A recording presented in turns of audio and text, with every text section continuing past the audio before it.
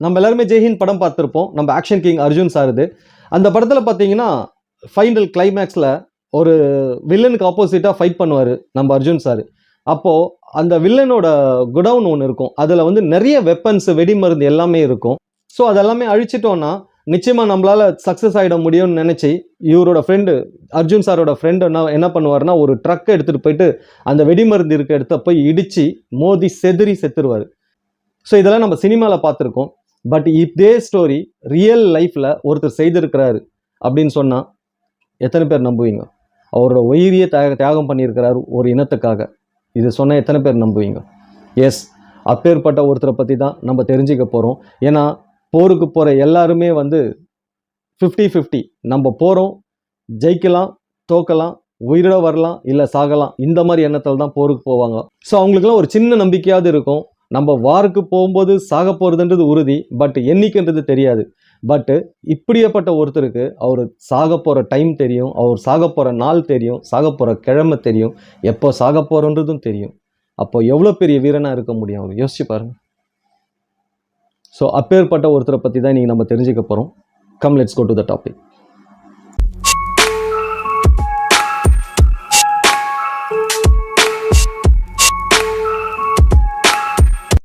Hi, hello, welcome to limelight media Tamil. Stay tuned with me. நான் உங்கள் MKR.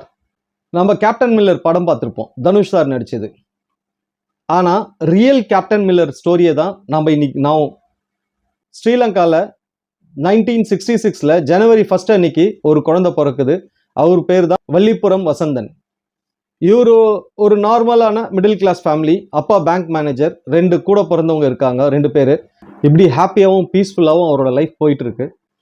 But அந்த நேரத்தில் தான் பார்த்தீங்கன்னா இலங்கை தமிழர்களுக்கு ஆப்போசிட்டாக ஸ்ரீலங்கன் ஆர்மி, ஸ்ரீலங்கன் கவர்மெண்ட் வந்து ரொம்ப தீவிரமான ஒரு அத்துமீறலை பண்ணிக்கிட்டு இருக்காங்க.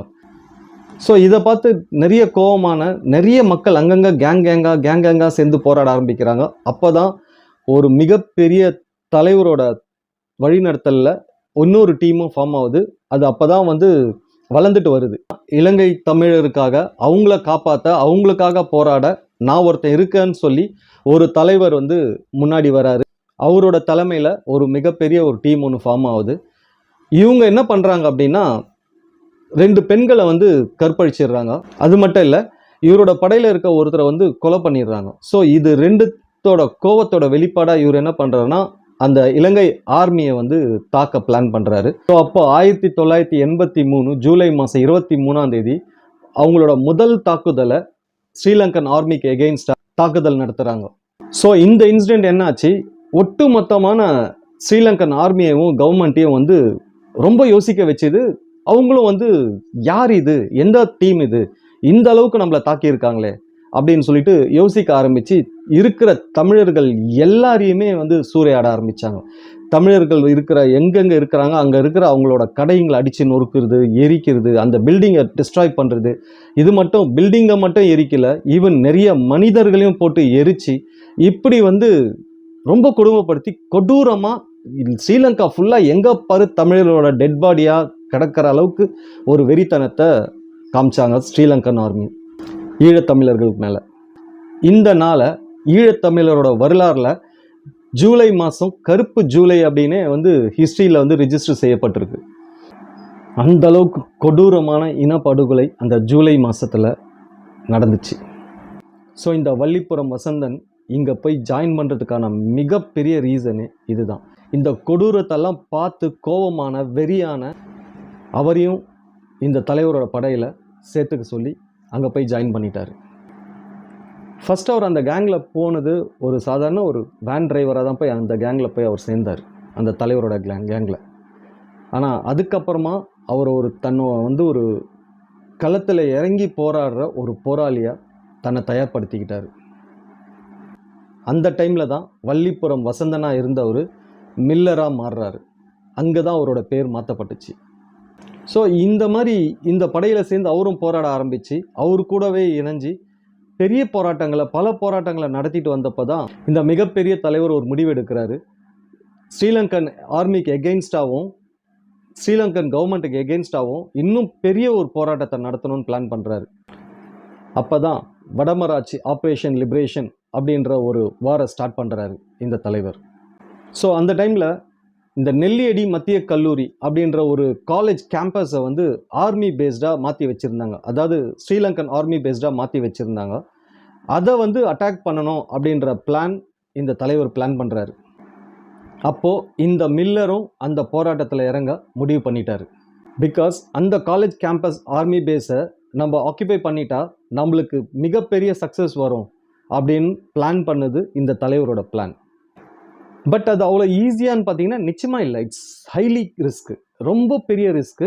அந்த ஆர்மி பேஸ்க்கு முன்னாடி அவ்வளோ பெரிய ஆர்மி பீப்புள்ஸ் இருப்பாங்க. இவங்களெல்லாம் தாண்டி அந்த கேம்பஸை இவங்க சைடில் ஆக்கியபை பண்ணுறதுன்றது சாதாரண விஷயம் இல்லை. இது ரொம்ப பெரிய டாஸ்க்ன்றது அந்த தலைவருக்கும் தெரியும், தலைவர் கூட இருந்த எல்லாருக்குமே தெரியும். பட் இருந்தாலும் அவங்க ரொம்ப தெளிவாக இருந்தாங்க, இதை எப்படியாவது சக்ஸஸ்ஃபுல்லாக நடத்தியே தீரணும்னு சொல்லி. ஸோ ஒரு பெருசாக பிளான் பண்ணுறாங்க. என்ன அப்படின்னா, இது அவ்வளோ சாதாரண விஷயம் இல்லை. பட் கிளியராக பிளான் பண்ணி நம்ம பண்ணால் நம்மளால் முடியும்.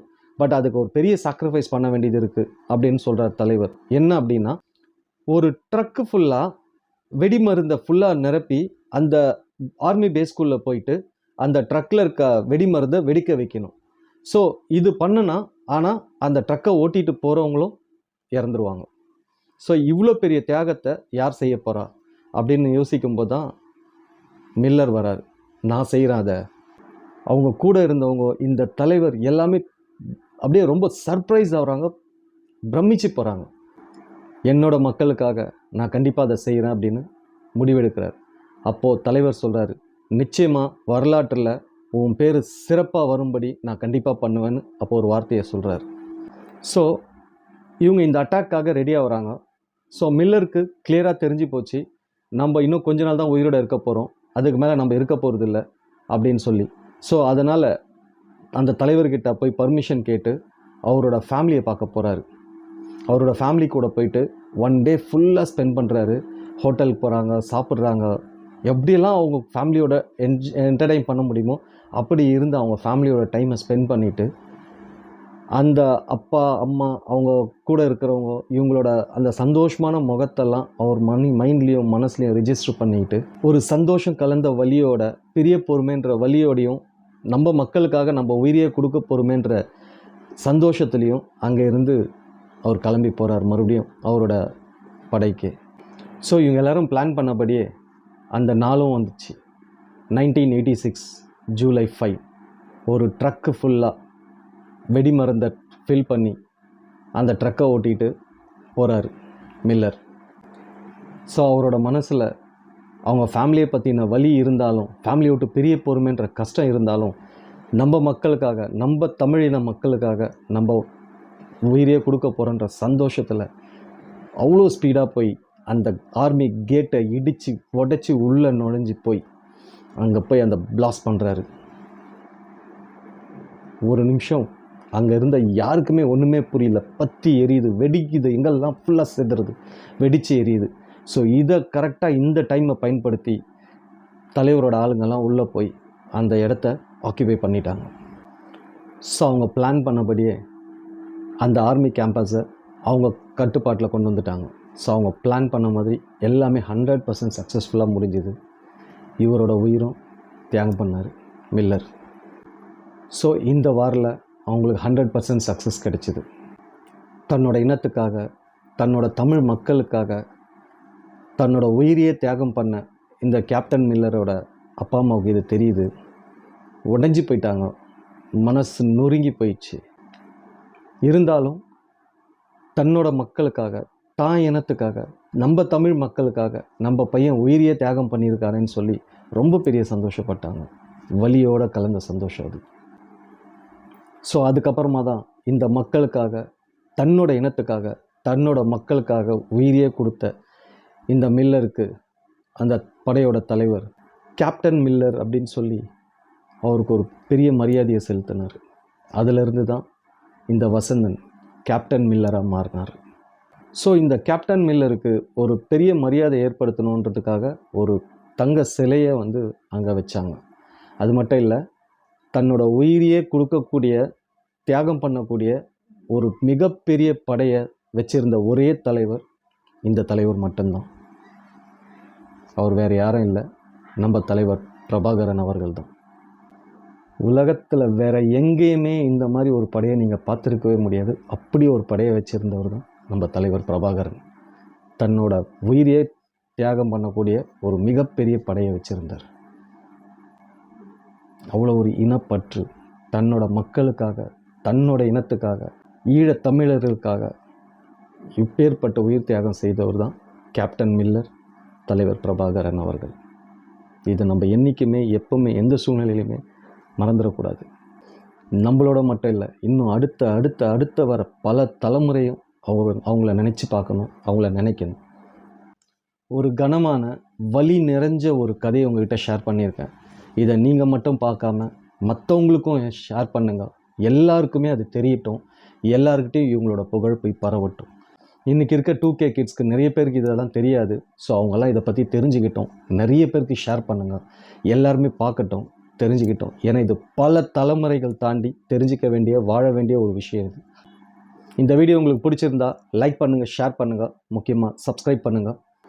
ஏற்கனவே ஒரு வீடியோவில் சொல்லியிருப்பேன், நம்ம லைம்லைட் மீடியா தமிழ் ஒரு புது இனிஷியேட்டிவ் எடுத்திருக்கு. நம்ம சேனல் 1 மில்லியன் சப்ஸ்கிரைபர் ரீச் ஆகும்போது நிறைய படிக்கிற குழந்தைங்களுக்கு, வயசானவங்களுக்கு, பேஷண்ட்ஸ்க்கு, இவங்களுக்கெல்லாம் ஹெல்ப் பண்ணணும்னு ஒரு முடிவு எடுத்திருக்கு. ஆனால் இது நான் தனியால் செய்ய முடியாது. நிச்சயமாக உங்களோட ஹெல்ப், உங்களோட சப்போர்ட் இல்லாமல் இது நடக்கவே நடக்காது. இது ஒரு நல்ல முயற்சி, புது முயற்சி. நம்மளை பார்த்து நாளைக்கு 4 பேர் செய்யணும். அதனால் நீங்கள் பண்ண வேண்டியதெல்லாம் ஒன்றே ஒன்று தான். நீங்கள் காசு செலவு பண்ணணும்னு அவசியம் இல்லை. நீங்கள் நம்ம சேனலை சப்ஸ்கிரைப் பண்ணிங்கன்னா போதும். எவ்வளோ சீக்கிரம் நம்ம சேனல் 1 மில்லியன் ரீச் ஆகுதோ அந்த நாளில் இருந்து பல பேஷண்ட்ஸ்க்கு, பல படிக்கிற பசங்களுக்கு, எத்தனையோ குழந்தைங்களுக்கு இந்த மாதிரி பல உதவிகள் செய்யணும்னு ஆசைப்பட்டிருக்கோம். ஸோ கண்டிப்பாக இது நீங்கள் நிறைவேற்றி கொடுப்பீங்கன்னு நம்புகிறேன். ஒரு நல்ல விஷயத்துக்கு ஒரு நல்ல முயற்சி. ஸோ மறந்துடாதீங்க, உங்களோட ஒவ்வொரு சப்ஸ்கிரைபும் பல குழந்தைங்களோட படிப்பு செலவுக்கும், எத்தனையோ வயசானவங்களோட மருந்து செலவுக்கும், பல குழந்தைங்களோட சாப்பாட்டுக்கும் பயன்பட போகுதுன்றது. ஸோ கண்டிப்பாக சப்ஸ்கிரைப் பண்ணி எவ்வளோ சீக்கிரம் முடியுமோ அவ்வளோ சீக்கிரம் நம்ம சேனலை 1 மில்லியன் கொண்டு வாங்க. நிச்சயமாக இதெல்லாம் நம்ம செய்யலாம். நான் மட்டும் இல்லை, நம்ம எல்லாருமே சேர்ந்து செய்யலாம். That's it for today. நல்லதே யோசிப்போம், நல்லதே பேசுவோம், நல்லதே செய்வோம், நல்லதே நடக்கும். பாய்.